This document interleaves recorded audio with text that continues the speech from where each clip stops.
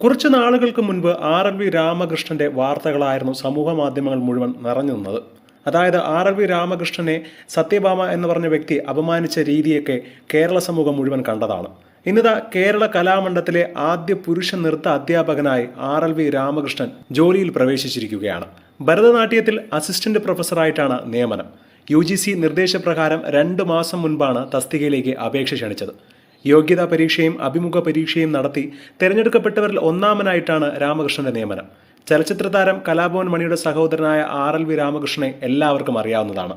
ഭരതനാട്യത്തിലും മോഹിനിയാട്ടത്തിലുമൊക്കെ rank ജേതാവ് കൂടിയാണ് RLV Ramakrishnan. അധ്യാപകനായി നിയമനം ലഭിച്ചതിന് ശേഷമുള്ള RLV രാമകൃഷ്ണന്റെ മറുപടി ഇങ്ങനെയായിരുന്നു: കലാമണ്ഡലത്തിലെ നിയമനം സൗഭാഗ്യമായിട്ടാണ് താൻ കാണുന്നത്. ജീവിതത്തിൽ നേരിട്ട പല പ്രതിസന്ധികളെ മുന്നോട്ടുള്ള ചവിട്ടുപടിയായിട്ടാണ് കാണുന്നുവെന്നും അസിസ്റ്റന്റ് പ്രൊഫസറായി ചുമതലയേറ്റ ശേഷം മാധ്യമങ്ങളോട് പ്രതികരിച്ചിരിക്കുകയാണ്. കലാമണ്ഡലത്തിൽ നൃത്ത അധ്യാപകനായി ആദ്യമായിട്ടാണ് ഒരു പുരുഷൻ വരുന്നത്. കലാമണ്ഡലത്തെ ജെൻഡർ ന്യൂട്രൽ സ്പേസ് ആയിട്ടാണ് കണക്കാക്കുന്നത്.